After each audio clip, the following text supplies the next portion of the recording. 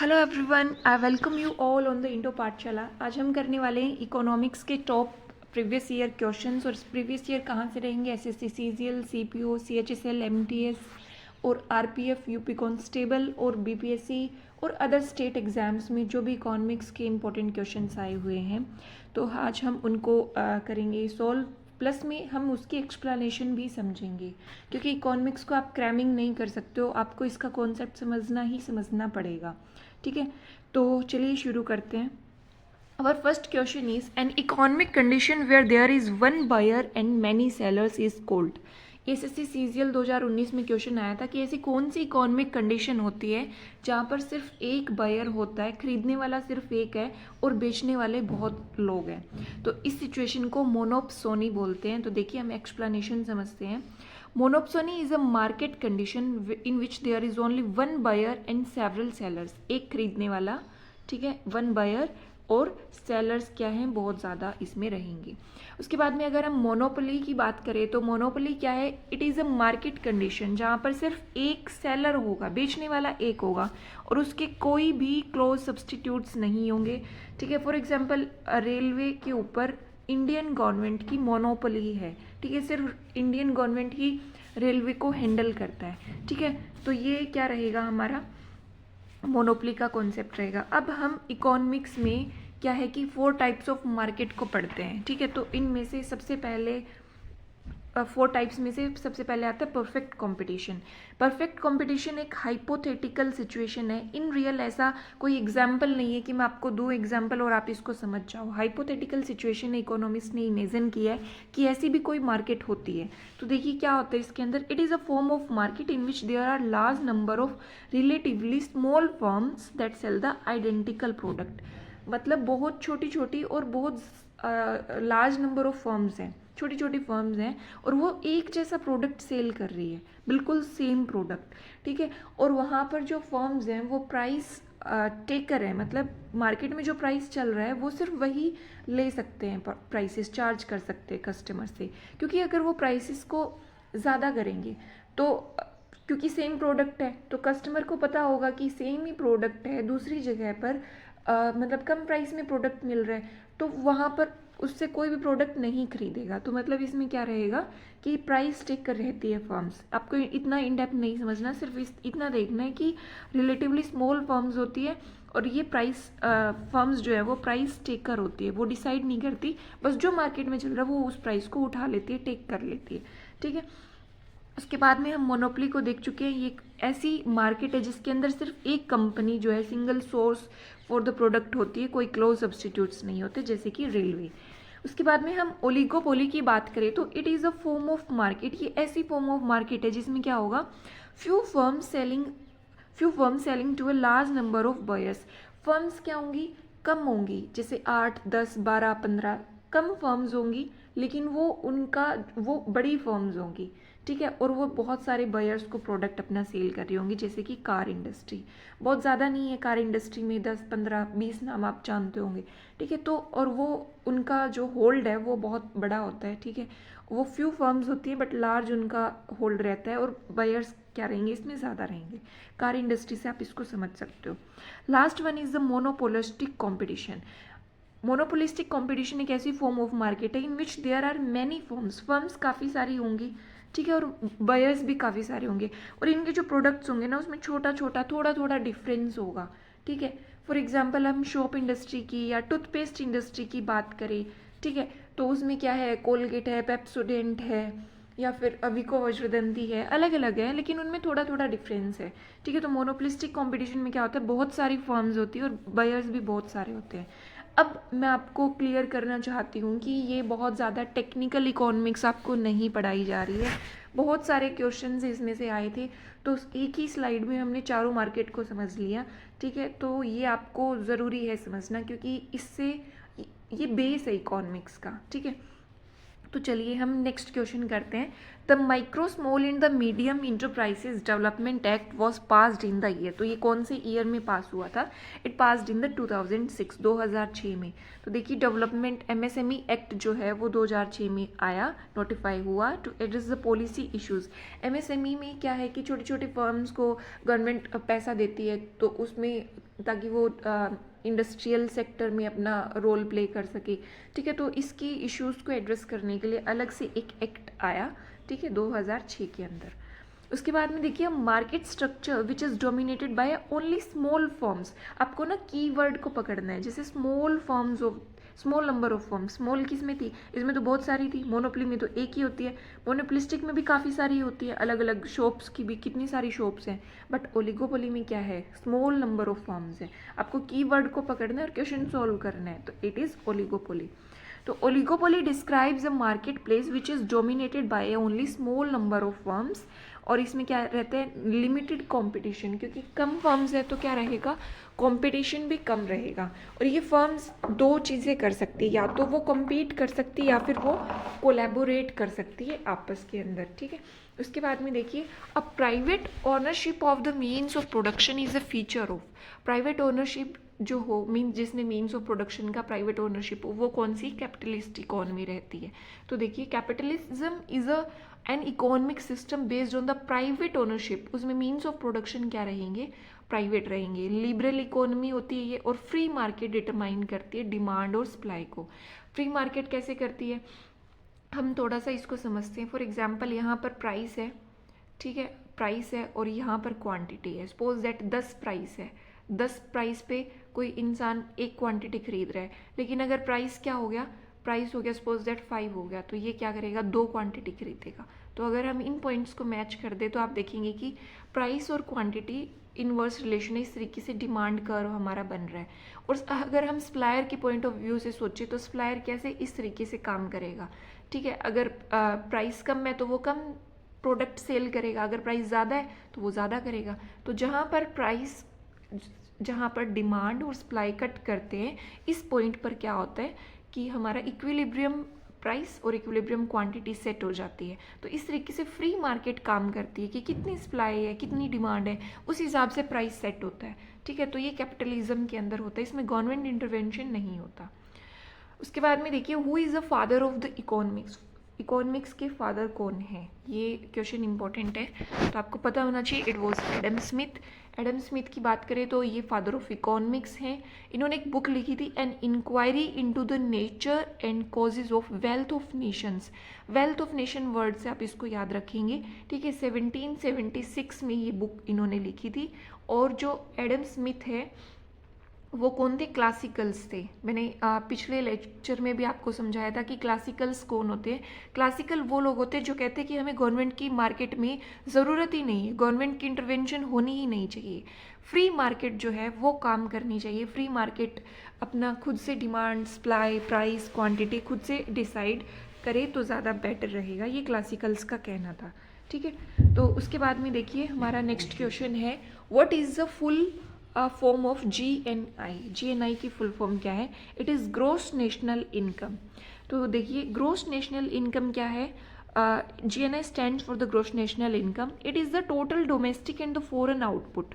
ये क्या है? टोटल डोमेस्टिक अपनी कंट्री से with in the boundary of the country उसमें, और फॉरेन से जो पैसा आ रहा है वो रेजिडेंट्स क्लेम किया उन्होंने वो, प्लस में फैक्टर इनकम। फैक्टर इनकम क्या है? जो फैक्टर ऑफ प्रोडक्शन होता है, जैसे लैंड है, लेबर है, कैपिटल है, ठीक है, तो उनके ऊपर जो इनकम आती है, जैसे रेंट हो गया, इंटरेस्ट हो गया, प्रॉफिट हो गया, तो वो जो फैक्टर इनकम है वो हम इसमें ऐड और माइनस करते हैं। ठीक है, तो ये क्या रहेगा? हमारा GNI रहेगा। So our next question is devaluation is majorly done to. Devaluation किस वजह से किया जाता है? डीवैल्यूएशन किया जाता है एक्सपोर्ट को प्रमोट करने के लिए। तो देखिए हम इसकी सबसे पहले डीवैल्यूएशन को समझते हैं। ये क्या होता है? डीवैल्यूएशन में कोई भी कंट्री, आप बिल्कुल सिंपल वर्ड्स में इसको समझिए कि कोई भी कंट्री की करेंसी है, सपोज दैट हमारी करेंसी रुपी है, रुपी की वैल्यू दूसरी currency for example US dollar है, उसके कंपैरिजन में इसकी वैल्यू कम हो जाए, devaluation refers to the official lower करना the value of a country's currency, खुद की करेंसी की, कंट्री की currency relative to the another currency. इसके कंपैरिजन में इसकी वैल्यू कम हो जाना। कि कैसे, देखिए सपोज दैट एक यूएस डॉलर है, ठीक है, वो अभी सपोज दैट 50 रुपीज़ का है, और अब एक यूएस डॉलर क्या हो जाता है, हमारी वैल्यू बहुत ज़्यादा गिर गई, सपोज दैट 100 हमें रुपए दे के $1 मिल रहा है। तो ये क्या है, ये डीवैल्यूएशन है। अब इससे हमारे एक्सपोर्ट्स कैसे बढ़ते हैं, ये क्यों किया जाता है डीवैल्यूएशन, एक्सपोर्ट कैसे बढ़ेंगे। अब सपोज दैट कि एक यूएस डॉलर में और 50 रुपये हमें मिल रहे थे, तो देखिए कि 50 रुपये में 1 किलो चावल आ रहा है, ठीक है, 1 किलो चावल हमें मिल रहा है, ठीक है। अब क्या हो गया कि प्राइसेस हमारे इंडियन करेंसी में देखिए, चार्जेस उसका तो सेम ही है, अब इसके कंपैरिजन में इसकी वैल्यू गिरी है। तो आप देखो यूएसए वाले सेम $1, यहाँ पर वो $1 दे के 1 किलो चावल हमसे इंपोर्ट कर रहे थे, अब वो क्या कर रहे हैं, एक यूएसए डॉलर ही हमें दे रहे हैं, लेकिन यहाँ वो क्या कर सकते हैं, यहाँ वो 2 किलो चावल हमसे ले सकते हैं। समझ रहे हो आप, वो हमसे 2 किलो चावल ले रहे हैं, तो इससे क्या करेंगे, वो उन्हें सेम वैल्यू, सेम उतना ही पैसा दे के ज़्यादा चीज़ वो हमसे मंगवा सकते हैं, तो वो क्या करेंगे, हमसे ज़्यादा से ज़्यादा इंपोर्ट करेंगे। और अगर वो हमसे इंपोर्ट कर रहे हैं, यूएसए वाले हमसे इंपोर्ट कर रहे हैं, तो इंडिया का क्या हो रहा है, इंडिया का तो एक्सपोर्ट हो रहा है, हमारा एक्सपोर्ट बढ़ेगा, तो इट इज़ डीवैल्यूएशन। और ये क्या करता है, एक्सपोर्ट्स को इनकरेज करता है, और एक्सपोर्ट को इनकरेज करने से क्या हो जाएगा, हमारा बैलेंस ऑफ पेमेंट जो होता है, बैलेंस ऑफ पेमेंट है, अगर वो गड़बड़ाया हुआ है, वो हमारा नेगेटिव में चल रहा है, ख़राब सिचुएशन में है, तो वो ठीक हो जाता है, ठीक है। तो बीओपी को बैलेंस करने के लिए भी डीवैल्यूएशन किया जाता है, एक्सपोर्ट्स को बढ़ाने के लिए डीवैल्यूएशन किया जाता है। आई होप ये कॉन्सेप्ट आपको समझ में आया होगा। अगर फिर भी आपको नहीं समझ में आया, आप कमेंट सेक्शन में कमेंट कर सकते हैं, ठीक है। तो देखिए, it causes a country's export to become less expensive, मतलब कम महंगे, मतलब सस्ते हो रहे हैं वो export, making them global competitive. अब वो सस्ते होंगे तो वो कॉम्पीट कर पाएंगे ना ग्लोबल मार्केट में, ठीक है। तो देखिए, next question is when the workers move from one job to another job, अगर वो एक जॉब से दूसरी जॉब पे शिफ्ट कर रहे हैं, तो क्या, कौन सी एम्प्लॉयमेंट, अनएम्प्लॉयमेंट है, इट इज़ सीजनल, ठीक है। तो देखिए, फ्रिक्शनल अनएम्प्लॉयमेंट जो है वो जब होती है, जब वर्कर सर्च कर रहे हैं नई, मतलब पुरानी से नई जॉब को, तो उस टाइम पे जो, जैसे एक जॉब छोड़ दी दूसरी की सर्च में, तो उस टाइम पे जो अनएम्प्लॉयमेंट है ना, उसको फ्रिक्शनल बोलते हैं, और ये वॉलंटरी है, क्योंकि उसके पास में पुरानी जॉब तो थी ना, वो जॉब तो था, अनएम्प्लॉयड तो नहीं था, तो इस वजह से वो वॉलंटरी है, मतलब चाही हुई ऐच्छिक अनएम्प्लॉयमेंट है, ठीक है। तो देखिए, नेक्स्ट क्वेश्चन है, in which of the following years was the planning commission of India set up. Planning commission जो है वो कब सेटअप किया गया था, इट वो सेटअप इन द 1950। तो देखिए, प्लानिंग कमीशन जो है वो 15 मार्च 1950 को इस्टेब्लिश किया गया था। इसके चेयरमैन कौन होते थे, प्लानिंग कमीशन के चेयरमैन पीएम होते थे। तो उस टाइम पे कौन थे, प्रधानमंत्री जवाहरलाल नेहरू, ठीक है। उसके बाद में इसको क्या कर दिया गया, इसका डिसोल्यूशन हो गया, और इसकी जगह पे कौन आ गया, इसको डिसोल्व किया गया 17 अगस्त को, और उसके बाद में नीति आयोग आया। आपको कमेंट सेक्शन में बताने नीति आयोग को कब फॉर्म किया गया, कौन से ईयर में और कौन सी डेट को, ठीक है, ये आपको कमेंट सेक्शन में बताना है। उसके बाद में देखिए, विच of the following is not a features of the food security, food security इनमें से कौन सा फीचर नहीं है, तो इट इज़ एक्सेप्टेबिलिटी। कौन से फीचर्स है, फूड सिक्योरिटी का मतलब क्या है, अवेलेबल हो, ठीक है, हर जगह पे अवेलेबल हो, एक्सेस कर सके उसको और अफोर्ड कर सके, उसके प्राइसेस जो हैं वो इस तरीके से हो कि हर पर्सन उसको खरीद सके, उसको अफोर्ड कर सके, ठीक है, और हर टाइम पे। तो अगला क्वेश्चन देखिए, the value of the gross domestic product of India, GDP जो इंडिया की है वो पीआईबी पब्लिश करता है, वो कौन सी करेंसी में करता है, very basic question, in the Indian rupee. MTS में ये क्वेश्चन आया था। The press information bureau publish करता है GDP in the Indian rupee, ठीक है। जो कॉन्सेप्ट समझाने वाला है मैं वो उसको आपको समझा रही हूँ, और जो फैक्चुअल है वो फैक्चुअल तो याद ही करना है, और जिसमें कुछ समझाने वाला नहीं है वो तो ठीक है, हम कर ही रहे हैं उसको। उसके बाद में देखिए, जो डंपिंग है, it is a form of price discrimination, ये कौन से लेवल पे होता है, देखिए इसमें कॉन्सेप्ट है समझने वाला। तो ये इंटरनेशनल लेवल पे होता है। तो देखिए, डंपिंग क्या है? Dumping is a situation of international price discrimination. Price discrimination क्या होता है कि कोई भी सेलर है वो ए पर्सन से अलग प्राइस चार्ज कर रहा है, बी से अलग कर रहा है, सी से अलग कर रहा है, अलग अलग सिचुएशन के अकॉर्डिंग। ठीक है, तो ये प्राइस डिस्क्रिमिनेशन, भेदभाव। ठीक है, तो प्राइस में चेंज, अलग अलग चेंजेस हैं। तो ये इंटरनेशनल लेवल पे जब होता है तो उसको डंपिंग बोलते हैं। इसको मैं सिंपल एग्जांपल देके समझाऊं तो आप जल्दी समझ पाएंगे। फॉर एग्जांपल चाइना है। चाइना क्या करता है, खुद की कंट्री में कोई प्राइस सपोज दैट 50 रुपये में बेच रहा है, तो वो इंडिया में क्या करेगा, इंडिया में उसको 30 रुपये में बेचेगा। आप बोलेंगे मैम ऐसा क्यों? ऐसा इसलिए कि वो अपनी फॉरेन मतलब इंडिया में उसको ज़्यादा कॉम्पिटिटिव बनाना चाह रहा है, उसको हैबिचुअल बनाना चाह रहा है और अपना एक इन्फ्लुएंस इस्टेब्लिश करना चाह रहा है। फॉर एग्जांपल टॉयज़ मार्केट आप देखिए, खिलौनों में इंडियन जो मैन्युफैक्चर्ड जो टॉयज़ है ना, वो कॉम्पीट ही नहीं कर पाते चाइना के उसमें, क्योंकि वो बहुत सस्ते में यहाँ पर एक्सपोर्ट कर देते हैं। इंडिया में जो टॉयज़ चाइना से आए हुए हैं वो बहुत सस्ते हैं। ठीक है, और इंडिया वाले उसको अभी तक उस टेक्नोलॉजी से उसको अभी तक मैन्युफैक्चर नहीं कर पाए हैं, लेकिन वो चाइना में खुद महंगे हैं, यहाँ पर सस्ते हैं। क्यों? क्योंकि वो अपना एक इन्फ्लुएंस इस्टेब्लिश कर रहे हैं। यहाँ पर क्या हो जाएगा, वो सस्ते तो बेच रहे हैं, आप कहेंगे मैम वो सस्ते बेच रहे हैं, उनको फ़ायदा कैसे हुआ? फ़ायदा इस वजह से हुआ कि वो यहाँ पर क्वांटिटी तो ज़्यादा सेल करेंगे ना, अगर प्राइस कम है तो क्वांटिटी ज़्यादा सेल कर पाएंगे, तो वो ऑटोमेटिकली रिवेन्यू तो उनका ज़्यादा ही क्रिएट होगा। ठीक है, तो ये इसका बेसिक कॉन्सेप्ट है कि डिस्क्रिमिनेशन होता है जहाँ पे price of A product when sold in the importing country, जहाँ पर वो इम्पोर्ट कर रहे हैं, मतलब इंडिया जैसे एग्जाम्पल में, वो लेस है जहाँ पे वो then the price of that product in the exporting country. ठीक है, खुद की इकोनॉमी में, खुद की कंट्री में प्राइसेस क्या हैं, उसमें प्राइस ज़्यादा है, और इम्पोर्ट जहाँ पर वो भेज रहे हैं वहाँ पर क्या होंगे, वहाँ पर कम होंगे। और ये अनफेयर ट्रेड प्रैक्टिस है, ये ऐसा उनको नहीं करना चाहिए अलग अलग कंट्रीज़ को।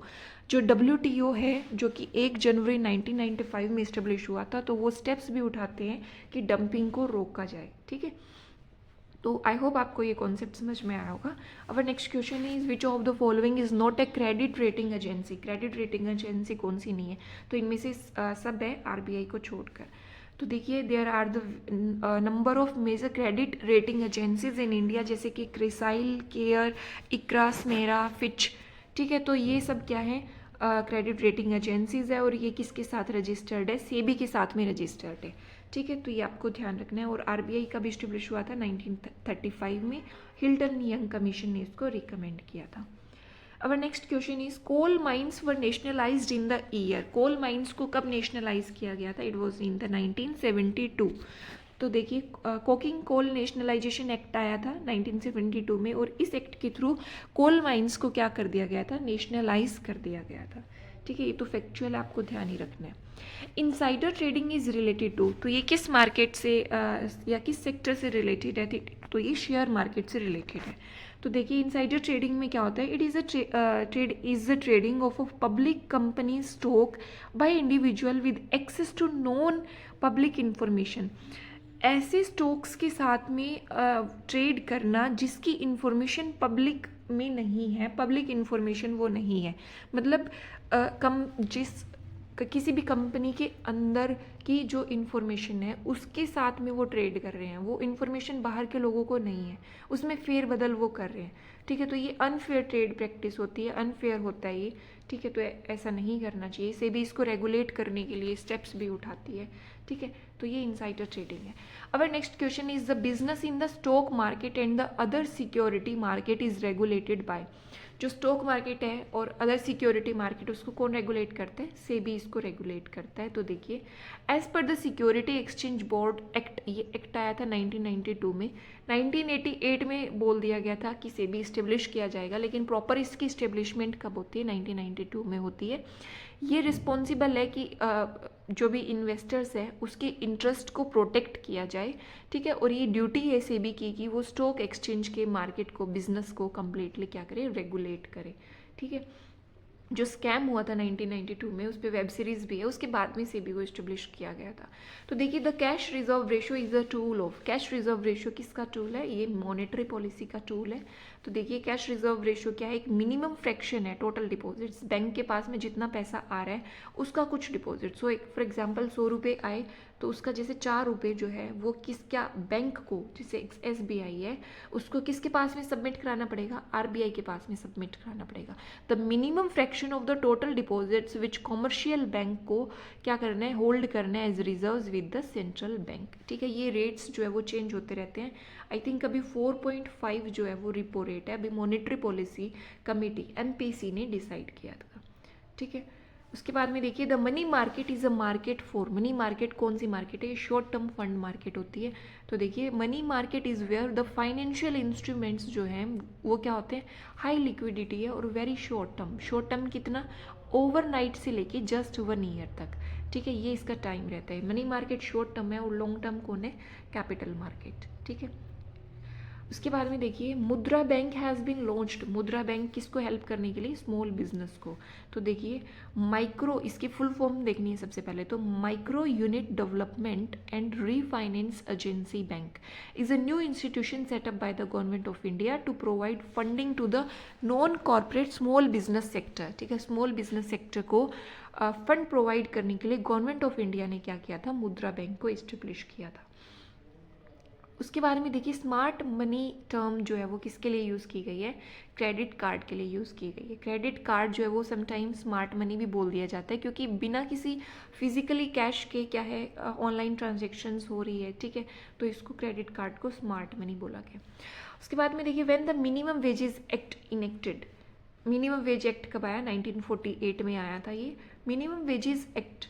Just minute, minimum wages act जो है वो कब आया, 1948 में आया, ताकि वर्कर्स के इंटरेस्ट को क्या किया जाए, सेफ गार्ड किया जाए अनऑर्गेनाइज सेक्टर में, और मिनिमम वेजेस को फिक्स करने के फिक्स कर दिया गया इसके थ्रू। ठीक है, और जैसे आपको मैं बताऊं तो DPSP में भी बात की गई है। DPSP की अगर हम पॉलिटिकल एस्पेक्ट से बात कर रहे हैं, DPSP में आर्टिकल नंबर 36 से लेकर क्या है 51 तक DPSP है। उसमें क्या बोला गया, ये ऐसी इंस्ट्रूमेंट है, इसको 1935 के गवर्नमेंट ऑफ इंडिया जो एक्ट आया था उसके अंदर इंस्ट्रूमेंट ऑफ इंस्ट्रक्शंस भी इनको बोला गया। ये क्या है कि स्टेट जो है मतलब गवर्नमेंट जो है उसको कुछ स्टेप्स उठाने हैं ताकि वो वेलफेयर कर सके। ठीक है, और ये आर्टिकल नंबर 36 से 51 में, तो इसमें भी बात की गई है कि वर्कर्स के जो राइट्स है, इंटरेस्ट है, उनको क्या करना चाहिए, सेफ गार्ड करना चाहिए। उसके बाद में देखिए who is authorise to issue the coins in the India, तो ये मिनिस्ट्री ऑफ फाइनेंस जो है वो क्या करती है, इशू करती है कॉइन्स को। तो देखिए the coins may be coined at the mint for the issue under the authority of the central government. Paper currency जो है in India consist of notes are issued by the RBI and the government of India. 1 rupee note कौन करता है, 1 rupee note ministry of finance, coins और 1 rupee note ये दोनों कौन करता है, मिनिस्ट्री ऑफ फाइनेंस करता है। ठीक है, उसके बाद में देखिए कैपिटल मार्केट रेगुलेट कौन करता है, इट इज़ सेबी। ठीक है, कैपिटल मार्केट क्या है, कैपिटल मार्केट रेगुलेटर कौन है, सेबी है। इसको इस्टेब्लिश कब किया है, मैंने आपको बताया भी था 1988 के अंदर किया गया था। It was given statutory power, statutory power इसको कब दी गई, 30 जनवरी 1992 जब सेबी एक्ट 1992 आया। ठीक है, और स्टैट्यूटरी वर्ड से आप समझते होंगे, स्टैट्यूटरी बॉडी वो होती है जो कोई किसी एक्ट को बनाने की, पार्लियामेंट में कोई भी एक्ट बनता है उसके बाद में कोई बॉडी इस्टेब्लिश होती है तो वो स्टैट्यूटरी बॉडी होती है और उसको जो पावर मिलती है उसको स्टैट्यूटरी पावर्स बोलते हैं। ठीक है, आई होप ये पॉलिटी के कुछ कॉन्सेप्ट्स है जो आपको के क्लियर होंगे। उसके बाद में देखिए what does the parallel economy means, तो पैरेलल इकोनॉमी मतलब ब्लैक मनी से रिलेटेड है ये। तो देखिए the parallel economy could be demonstrated as a hidden economy. ठीक है, छुपी हुई इकोनॉमी है, इसमें लोग अपना जो है अपना एग्जैक्ट इनकम शो नहीं करते हैं, काला पैसा इसमें चलता है, साथ के साथ पैरेलल इकोनॉमी है। ठीक है, तो ये सब चीज़ें आपको ध्यान रखनी है। Which among the following formulates the physical policy, physical policy कौन बनाता है, मॉनेटरी पॉलिसी तो मैंने आपको बताया RBI बनाता है, monetary policy committee. Physical policy कौन बनाता है, फाइनेंस मिनिस्ट्री। तो देखिए द मिनिस्ट्री ऑफ फाइनेंस जो है वो government of India, basically physical policy कौन, government of India, government of India में भी कौन, फाइनेंस मिनिस्ट्री। तो ये फिजिकल एडमिनिस्ट्रेशन को देखते हैं। इसमें क्या है कि स्पेंडिंग, अपनी स्पेंडिंग और टैक्स रेट्स को जो है वो चेंज करते रहते हैं ये। ठीक है, उसके बाद में देखिए who implements the monetary policy, देखिए RPF में क्वेश्चन आया है। तो ये मतलब कुछ बेसिक कॉन्सेप्ट्स है जो आपके क्लियर होने चाहिए, आपको बाय हार्ट होने चाहिए ये बेसिक कॉन्सेप्ट्स। तो मॉनेटरी पॉलिसी जो है वो आरबीआई लेके आता है। Monetary policy is the macro economic policy laid down by the central bank RBI. ठीक है, इसमें क्या है, मनी सप्लाई और इंटरेस्ट रेट्स को वो क्या करते हैं, मैनेज करते हैं, चेंज करते हैं। ठीक है, मॉनेटरी पॉलिसी कमेटी जो है वो इसमें जो मॉनेटरी पॉलिसी कमेटी है वो रेट्स को क्या करते हैं, डिसाइड करते हैं। उसके बाद में देखिए, our last question is who has been appointed as the chairman of the 16th finance commission. तो ये करंट अफेयर्स का क्वेश्चन है एंड ट्रस्ट मी ये क्वेश्चन आपको आने वाले एग्जाम्स में देखने को मिलेगा, क्योंकि जो पिछले फाइनेंस कमीशन के चेयरमैन है ना उसके ऊपर क्वेश्चंस आए हैं। ठीक है, तो ये अरविंद पनघड़िया को बनाया गया है। तो देखिए, Arvind Panagariya has been appointed as the 16th finance commission chairman, और ये नीति आयोग के फर्स्ट वाइस चेयरमैन भी रह चुके हैं। ठीक है, अब हमें क्या करना है कि जो लेटेस्ट फाइनेंस कमीशन के चेयरमैन रह चुके हैं हमें उनको देखना है। तो देखिए, सबसे लेटेस्ट तो अरविंद पनघड़िया 2024 में इनको अभी बनाया गया है। इससे पहले कौन थे, इससे पहले एन.के. सिंह थे 2017 में। ठीक है, 15th थे ये। 14th की बात करें तो वाई.वी. रेड्डी। ठीक है, वाई.वी. रेड्डी थे 14th। 13th कौन थे, विजय केलकर। ये तो आपको ध्यान रखने ही रखने, लास्ट के 4। 13th कौन है, विजय केलकर। 14 कौन है, वाई.वी. रेड्डी। 15th कौन है, एन.के. सिंह। और अब कौन बने, अरविंद पनघड़िया। ठीक है, 10th कौन, के.सी. पंत। 11th खुसरो और 12th कौन थे, रंगाराजन। बट मैं आपको बोलूँगी कि ये लास्ट के 4 तो आपको बिल्कुल याद होने चाहिए। ठीक है, आपके लिए अब लास्ट में ये क्वेश्चन आपके लिए है कि who is the chairman of the planning commission and the national integration council. तो इसके चेयरमैन कौन होते हैं ये आपको कमेंट सेक्शन में ये क्वेश्चन बताना है। ठीक है, अब देखिए, अगर आपको पीडीएफ चाहिए, लेटेस्ट क्विज चाहिए, अपडेट्स चाहिए, तो आप टेलीग्राम चैनल इंडो पाठशाला को ज्वाइन कर सकते हैं।